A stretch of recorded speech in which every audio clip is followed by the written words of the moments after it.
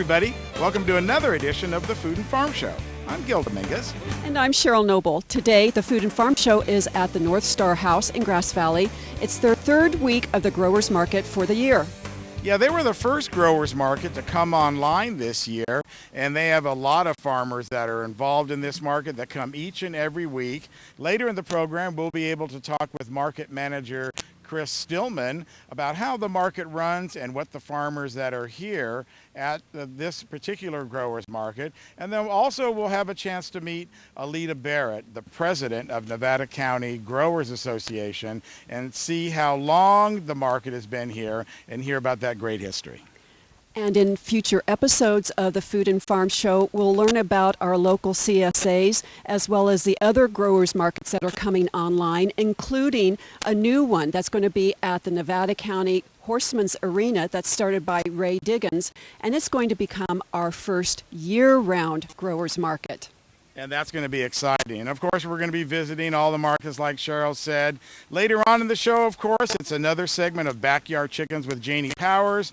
And then we're going to be bringing you our Breaking Ground series that we recorded down at the George Muck Farm in Wheatland. And we're going to learn all about soil and preparing your soil and perpetuating your soil each year and the easiest way to do that. And that was a great little field trip for us that we liked. You can always watch the Food and Farm Show every Monday evening at 6:30 p.m. on Comcast Channel 11, Suddenlink 16, and Auburn ACTV Channel 20. We're also online 24/7 on our YouTube channel. That is the Food and Farm Show. Of course, you can find us on Facebook and all the social media platforms, the Food and Farm Show. So let's get going. We've got a big show for you today. After the break, we'll come back and we'll talk to Chris Stillman, the manager here at the North Star Growers Market. You're watching the Food and Farm Show right here on the Touchdown Productions Network.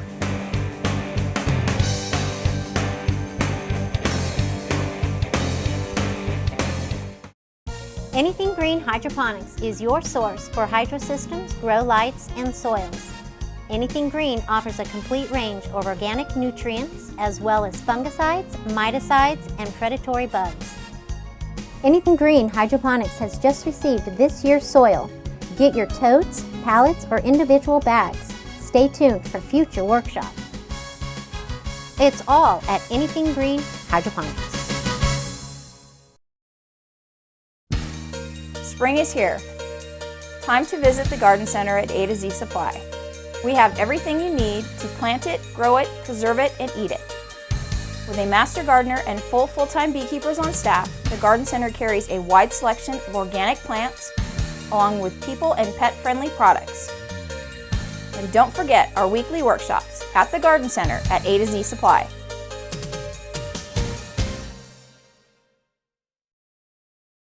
Nevada County Farm Supply has been part of the agricultural scene since 1993.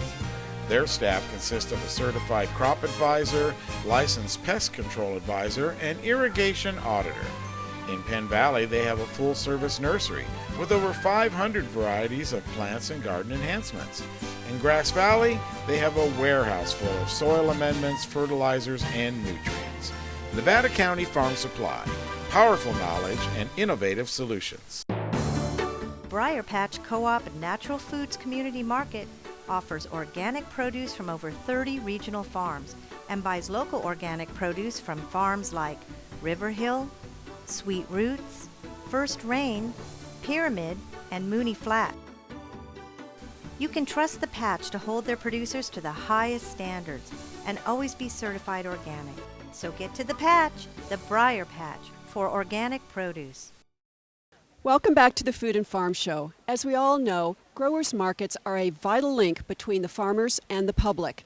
Eating locally grown food is not only good for your health, but it provides much needed capital to our local economy. Gil Dominguez had a chance to catch up with North Star Growers Market Manager Chris Stillman. As you know, today we're out here at the North Star House Growers Market. With me is Chris Stillman, the market manager. Chris, thanks so much for letting us come out and give people a view of what the market looks like. Well, thank you. Thank you for coming out. We sure appreciate it. Well, we've met a lot of people here that this is their very first time. Do you get that comment a lot where they've been wanting to come here but they haven't? You know, we've been here at the North Star House for probably 4 or 5 years now, and we still have new people, new customers every week that say, "We didn't even know you were here." So it goes through all the season. I mean, we can be in October, November, and they're like the first time out. So yes. Now, as the market manager, what are some of your responsibilities here? I oversee all of the vendors, make sure that the vendors are all certified and certified with the Ag Commissioner, make sure that our community event vendors all have their proper certifications for environmental health, etc. Check and get customers around and, run paperwork around. What's been one of the more rewarding things for being associated and working with the market each week? Well, you know, I'm actually also a plant vendor here, so I've been doing the market for a lot of years, but in the role of market manager, I think it's just rewarding to see people have access to good food that's grown locally. Now, do you think that there's increased awareness? Have you seen that in the consumers? Oh, absolutely, absolutely. A lot of new people that are coming out every week that are just getting access to good nutritional food. And what's the feedback from the farmers that you're hearing? Well, they're all excited. I mean, everybody's excited. Everybody's excited that we've had so many new customers this year, and that and of course it's an early start to the season, so we have a lot of new produce, started early this year that wouldn't normally be coming in until June. Well, I think the groundhog predicted an early spring. Yeah, I think he did actually. So maybe not here, but he should have.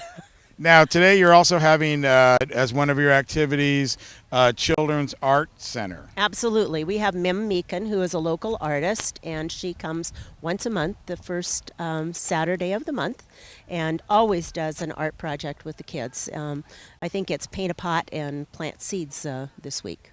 And just everybody at home that might not know about it, what's the best way to find out information about the North Star Growers Market?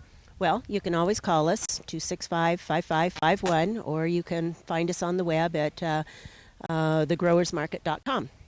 But it's every Saturday. Every Saturday, 8 to 12:30, here at the North Star House, 12075 Old Auburn Road, Grass Valley. All right, thanks a lot for spending some time with us here on the Food and Farm Show. We love having you. Starbright Family Farms is one of the farmers here featured at the North Star Growers Market. With me is Alita Barrett. Alita, so many people here enjoying the nice weather and the fresh produce. Absolutely. We've had an excellent turnout this year. It's been really stupendous. Now, besides being one of the growers here, you're also the president of the board this year. That's correct. I got suckered into taking on that role, but it's going very well, and we actually have a very, very active board this year. All of the board members are contributing and sharing in the jobs that need to be done to keep the market going. Well, you've been a board member for a while. For a few years, and now I'm the president, so yeah. Well, it's kind of a rotating position where people are taking their turn, as it should in any kind of volunteer organization. Absolutely, yes. We all need to take turns, and a lot of the growers that are here at the market have been on the board in the past, and if they haven't been, they'll probably be at some point. Yeah. Now, what's the advantage of being a grower and then being involved with the board also? Does that give you some better insights? Absolutely, yeah, and it gives you better idea and understanding of the operations of the market and what it's required to keep it going and a successful and thriving market. Yeah. Now, this market is the original certified growers market since 1980. It's moved from the fairgrounds to this location 3 years ago, and I think it's been a fantastic move. It's a lovely location, and we're here every single Saturday. I think that's where maybe some of the confusion is, because people are used to going to the fairgrounds to see it, and now it's moved, but like you said, a beautiful location. Absolutely, and we almost always have music on the weekend and activities for kids 2 Saturdays every month, and a very diverse display of vendors, both craft and produce vendors, local and some from farther away. So there are a lot of different products that are available at the market. How many growers try to connect with you and make an appearance here? I think last year we had a total of about 60 vendors that were members over the course of the season. Now tell us a little bit about the Starbright Acres Family Farm. What do you guys have here? What's your philosophy, mission statement? Well, we have been farming for about 3 years. We moved down from Seattle, Washington to become farmers, and so far we love it. We have all kinds of produce. We also have eggs and goats, and we try to grow a diversity of product in a very small amount of space. Our entire property is only 3.2 acres. Our garden is on about 3/4 of an acre. So everything is grown in a compact space, and we use a lot of manure and no sprays and a lot of labor weeding. So it's a lot of work, but a lot of fun. What's been one of the biggest challenges, do you think, that are facing today's farmers? Well, finding ways to make a profit, I think, with any small business is the challenge, to figure out how you can produce your product at a price that enables you to profit off that product. And the profit margin on farming and produce in general is very, very slim. So that's always a challenge for farmers to make that money. But with the support of the customers, that's really what we need to be able to succeed as farmers, and we're definitely getting it this year. And speaking of that, what's been the consumer reaction the last couple of years? It seems there's a whole awakening to locally produced food. Yes, that's been very exciting. There are a lot of different organizations working on promoting local food right now. We have schools that are very active, a lot of organizations such as Live Healthy Nevada County and the UC Cooperative Extension and on are very involved in promoting local food for the general public and for low income. So that's very exciting. Well, we look forward to coming out to a visit to Starbright and taking a look at your operation and seeing how you do things there. One of the fun things about being a farmer and is sharing that knowledge with other farmers. Absolutely. Yeah, don't get Ken started. Yeah. It's a whole show in itself. Yeah. All right. Well, listen, thank you for your time as the board president this year. It's really a great farmers market out here, and as Cheryl told you earlier in the program, we'll be visiting all the farmers markets throughout the season as they all come up online. You guys were the first, though. Oh, well, thank you. 3 weeks old. Yeah. Yeah. At least this year, and the other ones haven't gotten started yet, so you got a good jump on it. We did, and that's on purpose. But yeah, April, we're definitely ready to go. So that's great, and we'll be here until the weekend right before Thanksgiving, so people can come all summer and do their Thanksgiving shopping here as well. So don't invite Arlita to anything on Saturdays. She's busy. I am, yeah. Every Saturday, yeah. All right, well, thanks a lot for letting us come here and feature the Growers Market on the Food and Farm Show. Thank you very much. Have a nice day. It's time for our second break of the day. When we come back, we'll go to the backyard chicken lady, Janie Powers. You're watching the Food and Farm Show.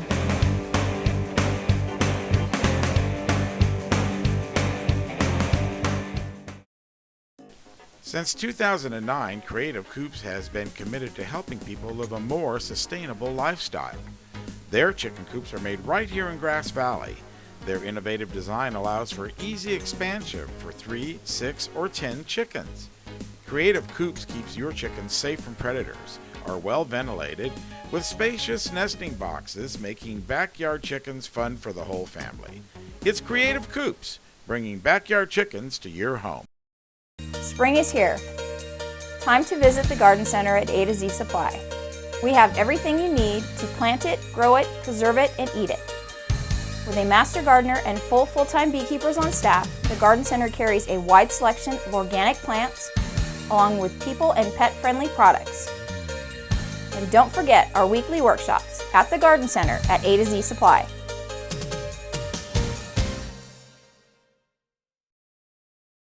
Introducing Cuvée Leather Kitchenware. Kitchenware that lasts a lifetime. Made from genuine leather suede, Cuvée kitchenware comes in a variety of colors and has been featured on the Food Network. Leather is the perfect kitchenware. It is a natural insulator, washable, and non-flammable. Cuvée, leather kitchenware, chefware, and tableware. Unique kitchenware to complement your favorite place. Create, entertain, and be you. Briar Patch Co-op and Natural Foods Community Market offers organic produce from over 30 regional farms and buys local organic produce from farms like River Hill, Sweet Roots, First Rain, Pyramid, and Mooney Flat. You can trust the Patch to hold their producers to the highest standards and always be certified organic. So get to the Patch, the Briar Patch, for organic produce. Welcome back to the Food and Farm Show. Now it's time to go back on the farm with Janie Powers and Backyard Chickens. So I have invited my friend here because she came to my class last year and she was a first-year chicken farmer. So I would like to introduce Peggy Burks, and I would like her to just tell you a little bit what it's like to be a first-time chicken person. So do you want to work this? Do you want me to? Well, is it easy? If you just push that down, just roll it, that little roller thing down. Okay, and you want to roll it up. Oh. You're That's famous. yours. Well, I think she's being generous to call me a first-year chicken farmer because when I first started, I hadn't had this class, so I did a lot of things that you sure don't want to do. And I came finally to this class a year ago, and I thought, oh, that's what you're supposed to do. So a lot of this is, I was the naive city slicker that arrived after, 40 years living in a city, and I had my dream, and I got 10 acres. I was going to have chickens and miniature horses. And I got them both right away because I didn't want anything to get in the way of that. And you know how life is. If you don't do it right away, sometimes you don't do it. So the first thing that happened is my real estate agent made me this wonderful gift. And he and his wife built this chicken coop, and these 3 chickens arrived. And this was about 2 weeks after I moved into my house. I had no idea. And of course, it was the beginning of November. So, it's winter. And so I thought, oh, what am I going to do? And there were 3 chickens, and he said, I have to tell you, one of them is a rooster. They had gotten hens. They thought that I was going to move much sooner than I did, and blah, blah, blah. So I had these 3 chickens, and I put them into my raised bed garden, which it was winter time, and so that was perfect. I let them out. They had a great time, and it was all fenced. Then we had this little coop. Well, the coop worked pretty well for a while, but it was really hard to take care of. And this little tiny male turned into this great big rooster, and he was a terror. He only had 2 hens, and I hate to, it's a bad story, but he hopped onto these hens and basically picked all their feathers off, and one of them was really in bad shape. And the other one, actually, I came out one day, and the other hen was all huddled down and sick, and so I called and I got some advice, and I got a little cage, and I got a heat lamp, and this and that. Well, that hen died. So then I thought, what am I going to do? By then I had met Janie, and she said, well, maybe you should, think about not having that. My house sitter, a man, had told me, he was there for a weekend, he said I had to go in there with a 2x4. I was scared of this chicken. There's a lot of resources here in the feed store, rehomes, I guess, roosters, and were kind enough to take this gorgeous chicken. So then I was down to 1 chicken, and Janie lent me, which I still have, Hazel. So I had 2. So that was pretty good, but I tell you have to be prepared to have a rooster, and I was not. Then this is what happened. So it was winter time, and this great friend of mine said, well, I'll put a tarp up and we'll get some shelter from the rain and the wind. Remember that giant storm we had? This is what happened. It just tore the thing apart, and the place flooded, and I thought the chickens were going to be dead, but they weren't. But it was really something for me to think about. You got to do something about this and get ready for spring. So I did. And I also took this class. So I started off sort of with a new purpose, new chicks. They were really cute. I did put them in the bathroom, and I had this bathtub, this is sitting inside of a bathtub. And it's got, you know, the shavings on the bottom, and a little feeder, and it has a little perch they can hop up, you know, if they need to. And temperature, you know, the thermometer there, because monitoring the temperature is really important when they're little. This was right off my bedroom, so I would run in and out, you know, and checking their temperature all the time. Janie said to me, well, you'll do that once, but I bet you'll never have them in your bathroom again. And that's true, I never will. They create this powdery dust that just gets all over everything, and it's really not cool. So finally, I did all this research on the internet, and there's all this stuff you can do and build yourself. I'm a city girl, I didn't even have a saw. I do now. But I thought, well, what am I going to do? I'm going to do it right. I'm going to do it once, and I wanted eventually to have maybe 10 chickens or something. So I bought this, and I'm not going to tell you what I spent either. It's a place down in Rockland, and it's a model that comes off the Amish farms. But it's really worked out, and the fencing is basically kennel fencing that just clips together. So it may you have to spend a little money, but you don't have to pay much for, you know, labor. You can just clip it on, and I can actually do it myself. So it's worked out really well. And of course, it matches my house. So. You can see it has a little ramp going up to the side, it has a little door that goes in. It has this big old wisteria vine, so in the summer there's a lot of protection there, which is really nice.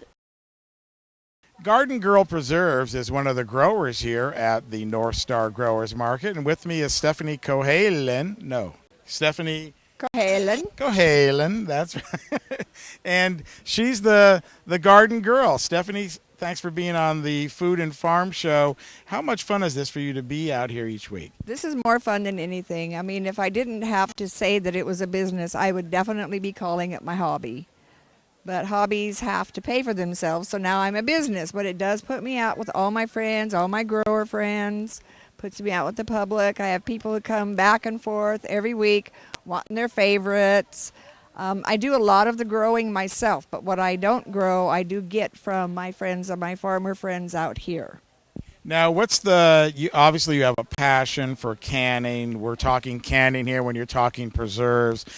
Ancient tradition. Oh yes, it's been around forever, and it all started with me when I started growing my own food. And it was so prolific, my gardens were just so prolific, I thought, what the heck am I going to do with all this? And so it came out of a need of feeling responsible to what I grew. And then, surprisingly, it turns into almost a spiritual thing, because what your responsibility to that plant, and your caring and your nurturing and your ministering it into its fullness, you just want to make sure you do the right thing, and that puts you out with it from beginning to end, and relationships are actually formed, if you can believe it, with hot peppers and berries and zucchinis. Well, and some of those are plants that you have, and they come back year after year. There's other ones that you harvest the seeds, and then you start them all over again. Correct, and I do seed saving. So I save seeds, and I'm in 4th and 5th generation seeds, and I just plant all my own starts, or else I get them like from Starbright Farm, or I get them from Ray Diggins, or somebody I know. If they have something I don't have, I'll go get it from them, but then I just keep it in the family. And do you find that the quality is better, the 2nd or 3rd generation? I don't see any change at all. It just seems to be doing what it's supposed to be doing in a bountiful way. Last year I planted with a friend of mine named Aaron. He brought me some sorghum, and we planted a whole bunch of sorghum. It grew. I followed through, got the grain off, got it ground. I had a metate from my the Maidu Indian people brought me one, and I ground it, the little grains, into flour, and I've got flour. But that was really fun to see it come from a little 3-inch plant into flour in my kitchen where I'm making bread. That was great. And the whole movement for locally produced food, what have the feedback that you've been having from your customers? There's a feeling of trust that happens between me and my customer, which is similar to what happens with everybody out here and their customers. If you can look into the face of the person who grew it, and you know the source, you know they live in your town or very near to your town, you know what you're bringing into your home, into your family, and what you're putting into your body. And so it makes all the difference in the world. And we're all out here like-minded. We all understand that we're all in partnership with one another and in a trustful way. Now, you've been canning for a long time. Correct. Give us a funny canning story. A funny canning story. Okay. Everybody has a zucchini story, I'm sure. I've done just about everything there is to do with zucchini. And one day my grandson was helping me, peeling them and chopping them. And he gets to use this little machete, his machete. He said, I know what we can do with all these zucchinis, Grandma, while we're making the zucchini marmalade. He said, why don't we just lash them all together and make a big raft and float them in the pond? He says, I'll bet nobody has a zucchini raft. So out of that afternoon came our zucchini raft. That was fun. Made sense to an 8-year-old. That's right, and what a great imagination that he would have, that the zucchini would float and you could do something like that. Right. By then, he was pretty well zucchini'd out. All right, well, listen, thank you so much for spending some time with us here on the Food and Farm Show. Thank you for doing it. I mean, it's wonderful. And everybody out here, like I said, is all like-minded. We all do it the right way, and we understand that you want to do it the right way, too. So come and see us. Come and see it, and, of course, plant a seed in the ground. Don't be afraid. Grow something yourself, and then try canning. Try canning. I took the Master Food Preserver course in Placerville. I recommend it highly. They teach you how to do everything, salsas, relishes, how to work with a pressure canner, cheese. I mean, there's just an unlimited amount of things you can do by harvesting your own produce. All right, and look up the Garden Girl when you're here at Garden Girl. the North Star. As you can see, there's a lot going on here every Saturday at the North Star Growers Market. Time for our final break of the day, and when we come back, it's off to Wheatland and Breaking Ground Workshop with Jim Muck. You're watching the Food and Farm Show.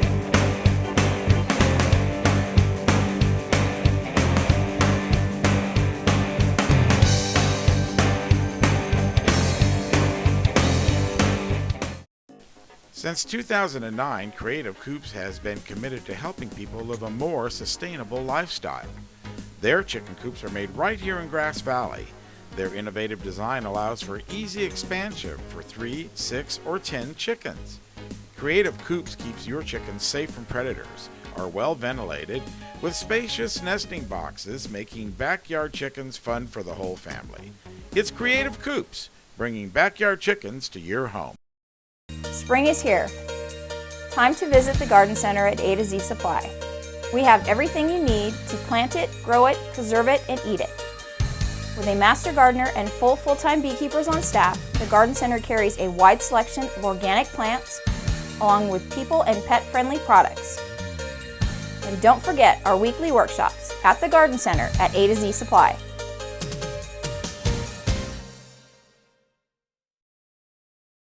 Introducing Cuvée Leather Kitchenware. Kitchenware that lasts a lifetime.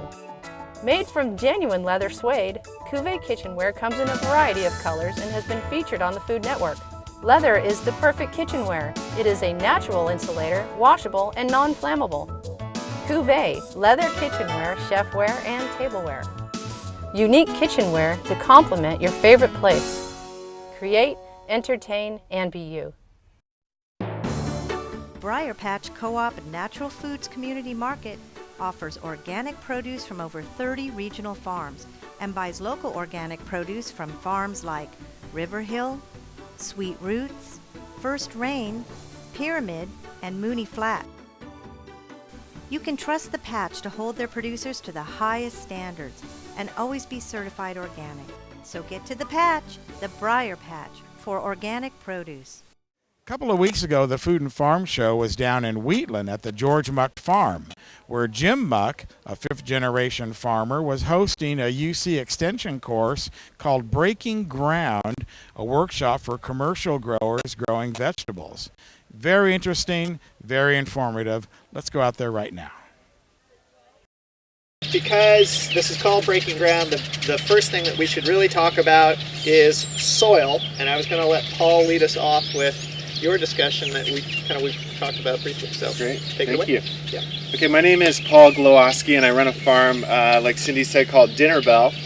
And it's an integrated farm where we raise both livestock and we row crop fruit, flowers, and vegetables. And so the vegetables and the fruit and the flower production make up probably about half of the work that we're doing. And then we also work with pastured chickens and pastured pigs and ducks and use them in our cropping system. And I think that's probably would be the biggest difference if you were to go to both of our farms, is that we really try to use the animals to do a lot of the work that we would do normally with tractors or things like that. For instance, right now I have lots of pigs eating our cover crop and things like that, and then I will have chickens and that and stuff like that. So, and then So I guess what I'll say is the first thing I did when I came to Jim's farm was I got on my phone, and there's an app called the Soil Web Survey. You guys all have this thing, and you can go on your phone onto any piece of land, and it's just, on any smartphone. There's an Android version too, and you just click on the button, and it says get my location. So it's pulling up our location here.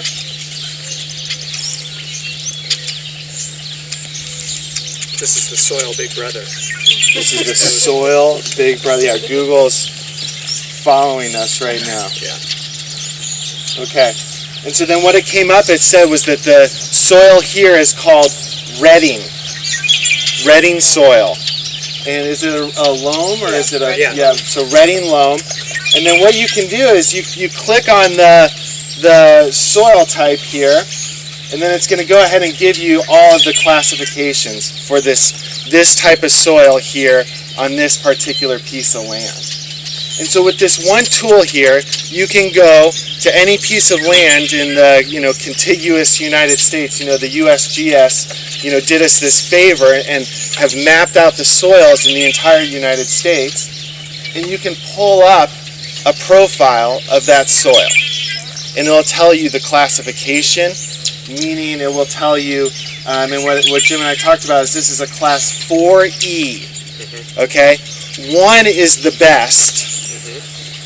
Is it 6 is the worst? 6 is the worst. 6 is the worst. So Jim is on the bottom tier of what you would consider a good, fertile soil in which you're supposed to row crop vegetables. But pretty much everybody is on the Everybody bottom is. tier. Yeah, in this yeah. area. This is all gonna. We're all bottom tier unless you got one of those little loamy valleys or something. Right. At any rate, what you're gonna see is when you walk around Jim's farm is how productive and a beautiful and fertile, a piece of land can become over a period of time with soil management, crop rotation, amending, all of these things of this nature. And so So have hope. Have hope. Work hard. And so when we started Dinner Bell, I ran a farm in Santa Cruz for 4 years, and when we were starting Dinner Bell up in Chicago Park, the first reason we moved there, and I was talking to these folks about, was we had water, and we have lots of water at our farm, and that was really the most important thing we were looking for in land in California if we were going to farm here for the next 100 years. But the first tool I bought for the farm, the first bit of money I spent was on a soil probe. It was the first $60 I spent. I stopped at a place in the valley on the way up and found a really nice one. It's made out of really nice metal. And How it has the yeah, foot it's got thing. the foot thing. The foot thing is helpful. And you can pull your soil samples. And really, that was the first thing we did at the farm, because you have to have a basis from which to work. You have to have an understanding, and you know, the soil map that you can pull for your farm, that's just telling you one part of the story. The other part of the story is the fertility, the levels of different nutrients that are present in the soil, and as to what balance they are. You know, the Soil Web Survey can just say, well, this is crap out here, but that has nothing to do with the amending that Jim's done over a number of years. And so this is the most important binder on the farm. We have binders for everything. You know, we've got every piece of equipment has its own binder. You know, we really try to keep everything has a place, you know, in the farm. But this is our soil binder. And so what you can do beyond what I used on the phone, what you can do is you can get onto the USGS website, and it's the Soil Web Survey. So you can click on the little button, and it says set your AOI, your area of interest. And you can all pull your farm, and you can draw a map around your piece of property. So what Jim said was, this morning I said, well, you got the Redding, you know, guy. He said, well, and we've also got the what? Cañejo loam. The Cañejo loam. Okay, and that's a Class 1 soil. Class 1 soil. Okay, so I would need to, with my phone, I would need to actually walk over there, and then that would pull that up. That's that way. That's that way. Yeah. Down in the bottomland, we actually have some bottomlands. So you can actually draw a map around your farm, and this is Little Dinner Bell. We manage 30 acres on the home piece, and we manage another 20 acres down the road. Again, a lot with animals and, you know, vegetables going back and forth. So you can go ahead, pull your map, and then this is going to give you all of your different soil types that you would find on your farm. And then you can go ahead and you can pull the report, and it's a detailed report about every type of soil you have. So again, this is your baseline, and then Paul, just a second. The other thing that I would, if you are not familiar with soils terminology, I would very much encourage you to call the NRCS, the Natural Resources Conservation Service, because you can make an appointment with them, go into the office. They will explain that terminology to you. If you do not have a background in soils or have some training in that, it's hard to understand the language. And while you can get some information out of it, NRCS will not only tell you what the capability of your soil is in terms of what it could grow in its original state, which for us is probably not a lot, but the other thing that they can also tell you is the water holding capacity and give you some information about what you need to do in terms of irrigation. So he was talking about water being a primary reason for getting that piece of land. So for everyone here, that's a primary reason for using the land as a farm, but it can be your primary limiting factor. So NRCS and your Resource Conservation District can help you with that. The RCD or NRCS can actually design an irrigation system for you, and those are your tax dollars at work. So that's a free service. You often have to wait in line because they only have one irrigation person, and so, but there are services there. So it's really good to get to know what's online, see what your property is like, but I know a lot of people say, I didn't understand anything it said. So that's when you call NRCS and say, I need to talk to you about my soil. They'll give you the map, they'll tell you about the soils and the water holding capacity. Sorry, Paul. And didn't there used to be soil specialists, you know, that would come out? because it was originally the Soil Conservation Service. Nevada, right now, there's not a soil scientist person, but they do have knowledge and they do understand the system. They have hydrology and something else up there now. Yeah. So let me just add one thing. I did not go and talk to the NRCS when I first started out, so I was fumbling around in the dark trying to figure it out. So I highly recommend that you actually go down there and talk to them. They're really there to help you. I was kind of anti-deal with any government program. Let's just do it on my own. And I've recently started working with them, and it's really helped the way that I design irrigation systems here and use the water I do have. And as you have some time in farming, NRCS also has cost share programs for certain practices. I'm sure Jim will talk a little bit about those later, but they're for things like managing the soil, doing pest management things. Some of you were in the pest management classes where we talked about hedgerows. They will help fund things like that, mulching. If you have an old irrigation system that's not very efficient, they will cost share with you to change that out. They do require that you kind of have been farming for about 3 years to really sort of, that's your bona fides in terms of, yes, I am really a farmer. So go ahead. And it seems to me like what you're saying is you don't have to know everything as you're going along, but really, if there's one important thing I've learned in farming, it's managing relationships with the people around you and finding old timers or people to teach you, because you really don't know much. And I think about it this way. Even if I've been farming for a decade and I've only done it 10 times. And there's really so much you can learn, and so there's a lot of resources out there, whether it's NRCS or other farmers or whatever, to teach you about, and most people are really forthcoming, and it's a spirit of generosity most of the time, and so I think definitely to be open to that, for sure. And so you got your soils maps, and then with the soil probe, the first thing we did was take our soil test, and what I'll say is, and Cindy put out resources about how to take a soil sample, but it's not all soil samples are created equal, and how you take it is important, and deciding what the right time of year for you and your farm and when you're going to amend is important.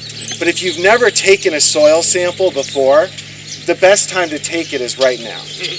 Right. Okay?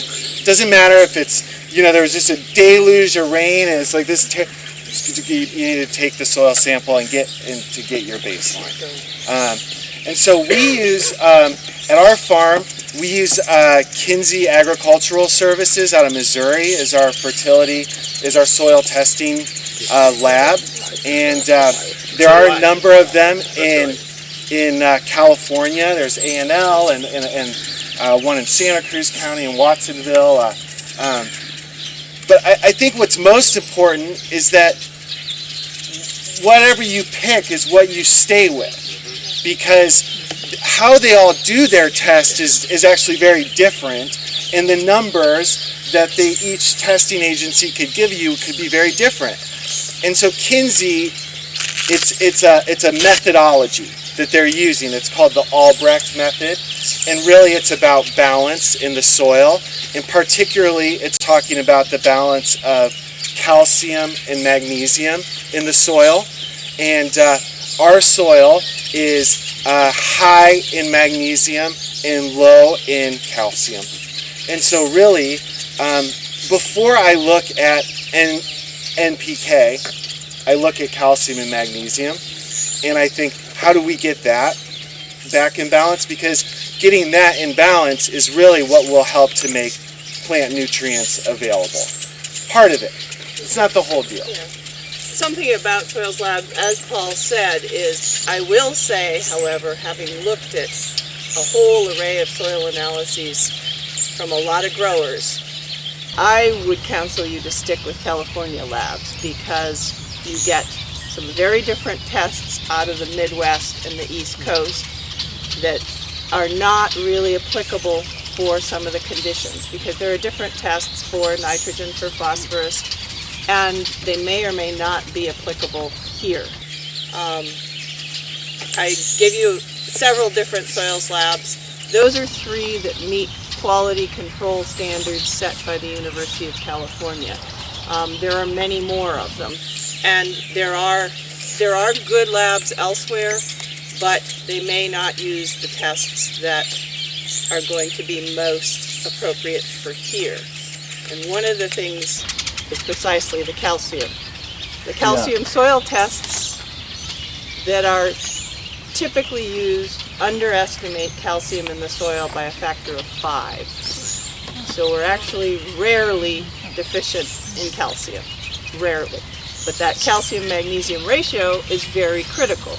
In any soil test of any decent lab, it's going to give you either a cation saturation. They're going to give you something about that ratio of calcium to magnesium. And that is something that you do need to deal with in the foothills because there are many high magnesium soils around.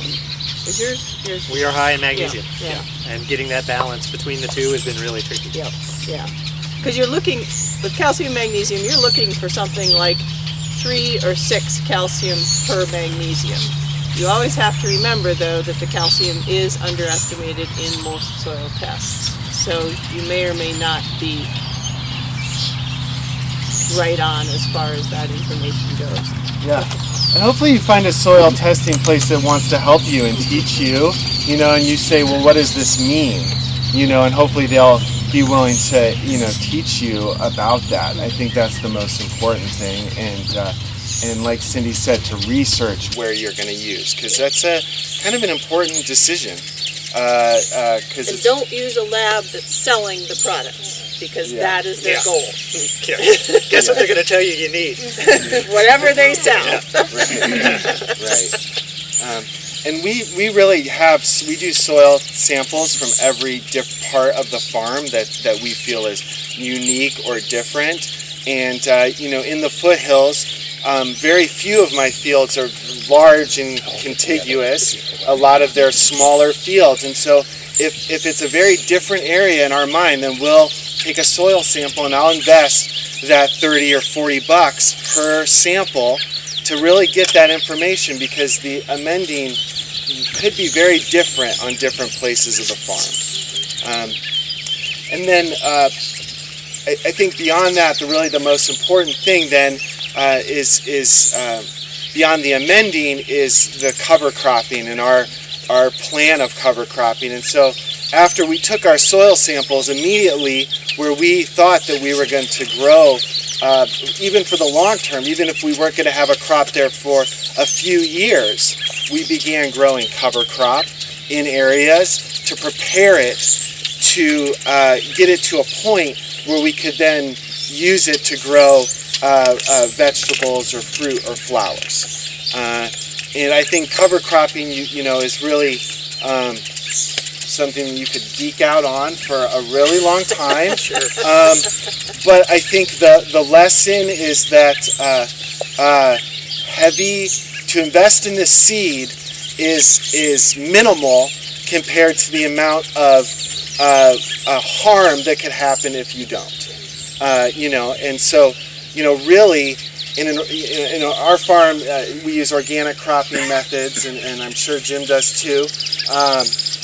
Really, the whole story is about the additions of organic matter. Because you could go onto virgin soil and, you test it and your soil sample will tell you, and that's probably the first number you look at, what's your organic matter level. And it's a percentage. And most soils will be, I don't know. Here, less than 1%, unless it's on less than 1. Yeah. We started in this field at like 1.5%, and this field's now at 4%. Right. And so you talk to farmers, and when that's a huge increase. That percentage, I don't know. It's like, how is that? It folds over hundreds of times, but that's and you talk to some farmers, and they get their soils up to 6-7% organic matter, and that doesn't mean there can't be problems that come with that. I think particularly symphylanes. Do you guys get the S word? Well, yeah, we can get the S word here. And actually the problem we had here was because we were using composted dairy manure, green waste, kind of a mix, we actually got too much potassium.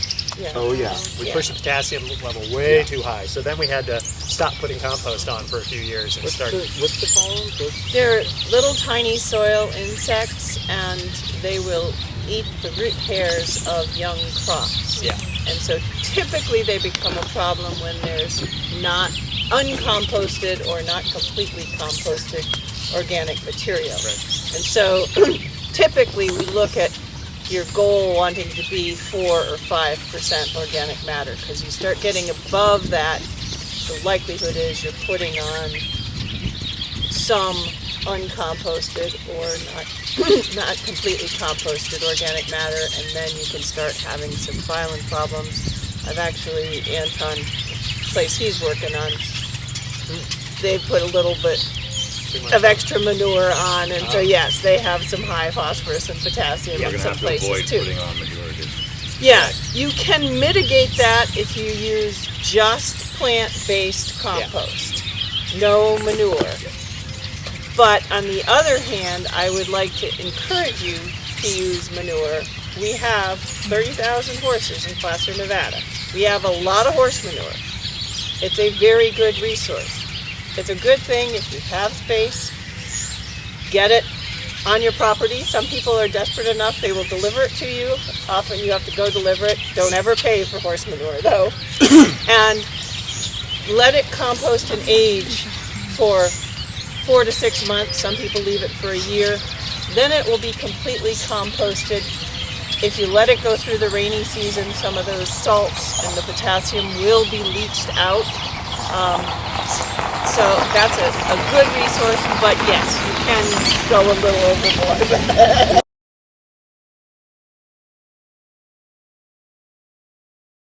Manure, and that is fertility. And there's on the old UC handouts on cover cropping, you can like cut a square. I can't remember if it's like 3 by 3, and you can cut it, your cover crop, and then you can weigh it, and then there's some like math formula, and you can see, okay, I'm putting in X amount of pounds of nitrogen, and I'm putting in X amount of pounds of whatever, and so you can, you know, and at our farm, and I'm sure here too, we have a vigorous cover cropping program where we're both cover cropping in the fall and winter cover crops, and then we're also using Sudan grass and vetch and buckwheat and things in the summer, and doing a vigorous summer cover cropping program.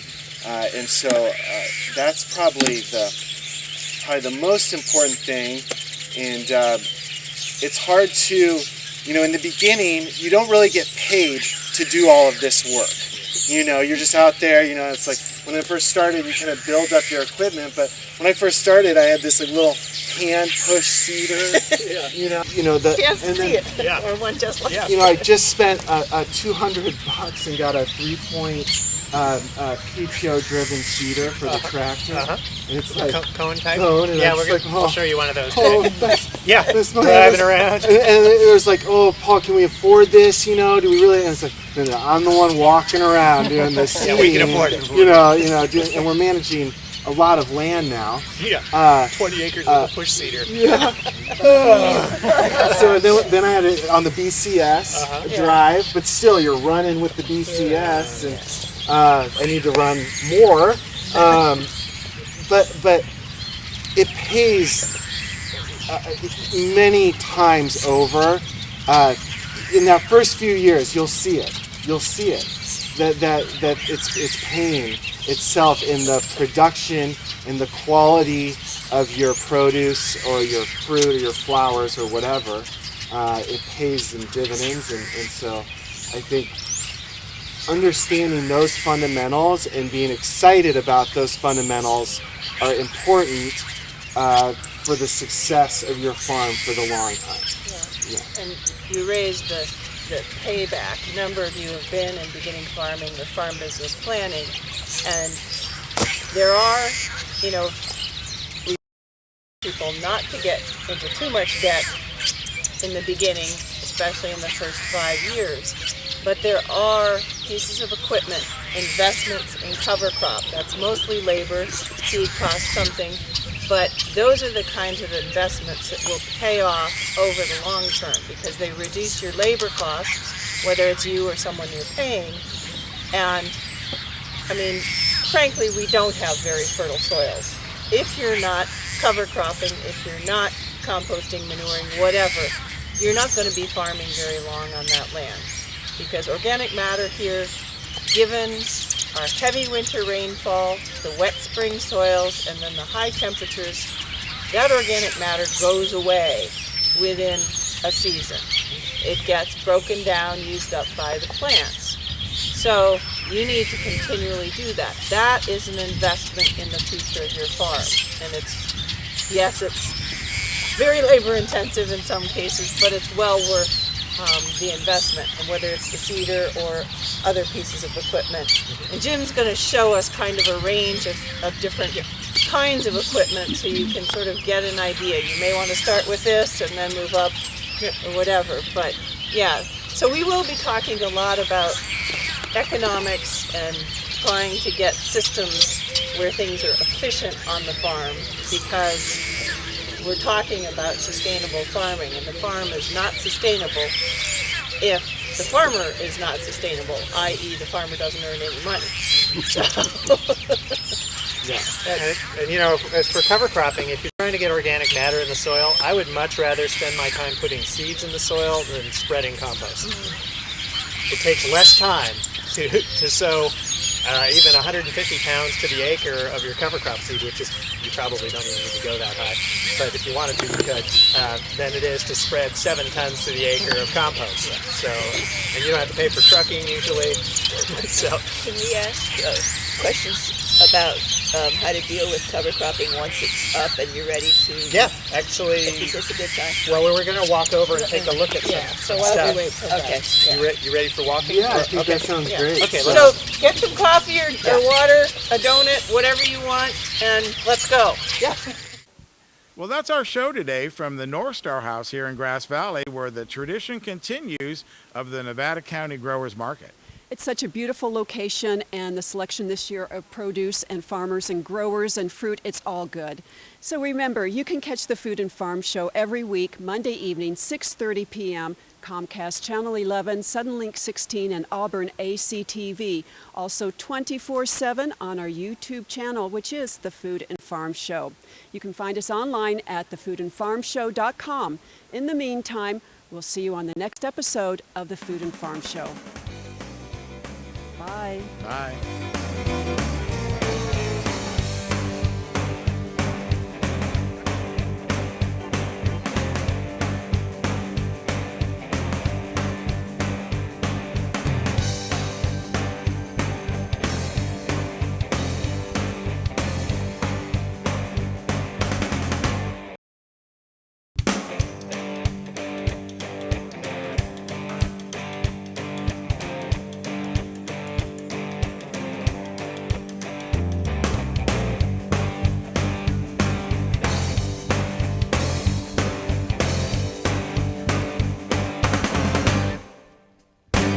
Be sure to join us each week right here on NCTV Channel 11 at 6:30 to 7:30, and of course on our YouTube channel, The Food and Farm Show.